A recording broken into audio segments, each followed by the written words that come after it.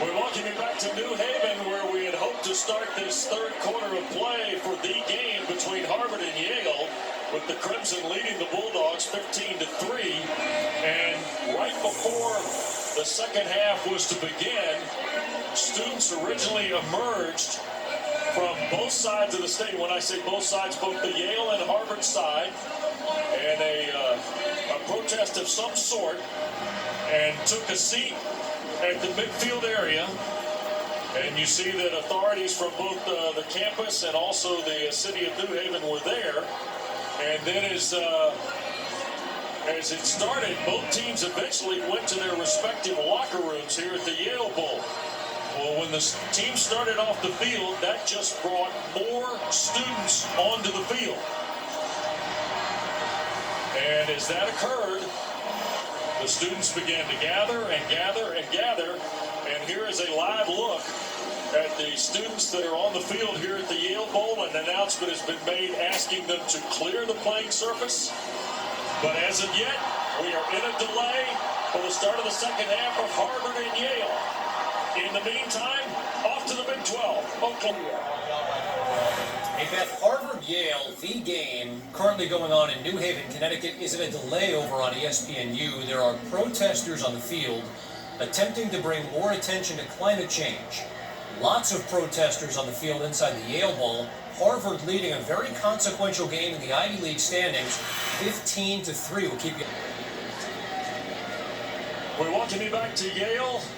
Here in New Haven, where the start of the second half has been delayed by a protest, with Harvard leading the Bulldogs 15-3, with plenty of Ivy League implications here this afternoon, and some of it predicated on the Dartmouth-Brown game as well. And you see with both teams out on the field just before the start of the second half was scheduled to begin, protesters came from several directions in the stadium and basically took a seat at midfield. A small group of protesters. The teams were then taken from the field back to their respective locker rooms. And as that occurred, the protest group grew bigger, significantly larger, in fact. And here over the last 20 minutes or so, it has been students or protesters coming from every direction of the Yale Bowl.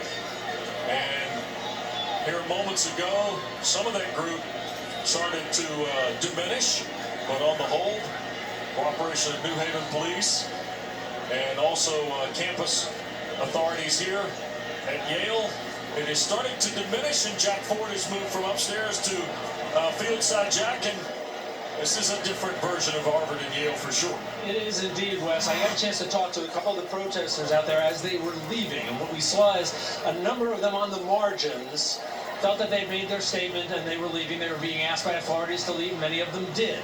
Speaking to a couple of the protesters, they said to me that they didn't identify themselves as any group, but they said they were here protesting climate issues, and according to them, protesting the roles that the universities, these particular universities, have failed to assume in combating these climate issues. Now, what the authorities are doing is this. They are talking to the folks, especially around the margins, convincing them they made their point, and it's time to leave. Allow the game to continue. They are arguing, don't inconvenience not just the players, but it's the thousands of people in the stands who have come here. A good deal of them left. You can see that the number, that core group is still there, but the surrounding group has been diminished significantly from what it was at its peak. It does look as if the authorities are trying to convince people to leave. If not, they said, look, you've made your point, and we're going to have to escort you off the field. But there does appear to be that core group that looks as if they have secured themselves somehow. I couldn't get close enough to see whether one of the police officers said to me they might have been handcuffs or zip locks, something to keep themselves together. So clearly the difficulty is going to be, how do we deal with this core group here? Understanding, and these universities have always been at the forefront of the right to exercise your free speech, to protest issues. So certainly the authorities are trying to figure out, how do we do this?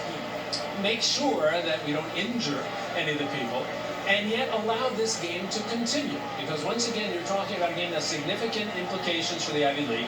And as the authorities have said to these people, you have thousands, literally tens of thousands of people who've come here. Many of them have traveled a great distance to watch this game and to participate in this game. So that's where we are right now as they're attempting to move. The teams have come back out on the field. That's where we are attempting to move the protesters off of the field so the game can continue. All right. Jack, thanks very much. You see some of the banners that were unfurled about the time the protests began. They're the specialists for both schools, at least for the Harvard side, have come back to the playing surface here at the Yale Bowl. And briefly, some of the Bulldogs, I'm sure, are scheduled to return as well. In fact, they're here on the near side as we speak. So a protest has disrupted the start of the second half of this 136th edition of Harvard and Yale, with the Crimson leading by a dozen at the half in a game, as we said a moment ago, that has specific implications, Ronnie Jones, in the Ivy League based on what Dartmouth and Brown have underway, and they are already into the third quarter, and Brown has a 9-point lead. We will keep you posted here from New Haven, where Harvard leads Yale by 12 on ESPNU.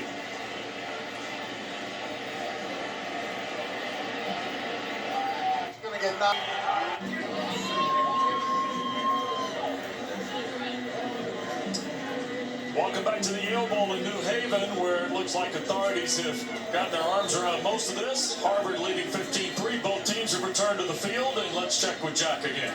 Hey, Wes, I was out there with the group, talking with a number of the officials there, including both the deans of Yale and Harvard.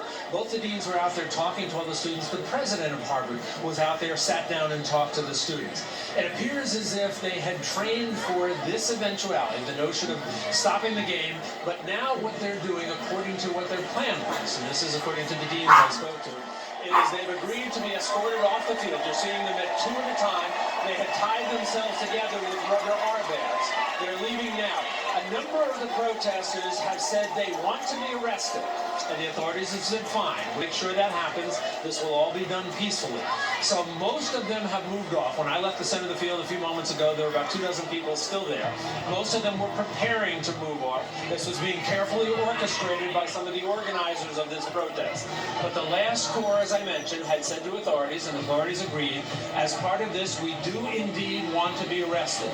So that should be the last stages of then clearing off the field so they'll be able to continue the game. All right.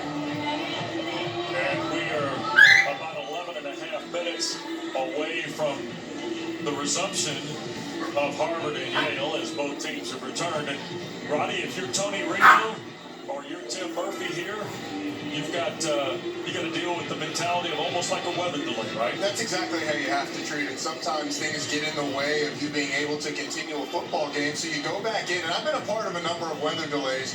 You're going to rehash the game plan, talk about some stuff, but largely you leave the players alone to have a serious discussion amongst each other, to think about things, or even just listen to music and get back into the game. But you come back out, you go through an abbreviated warm-up, and then you get back to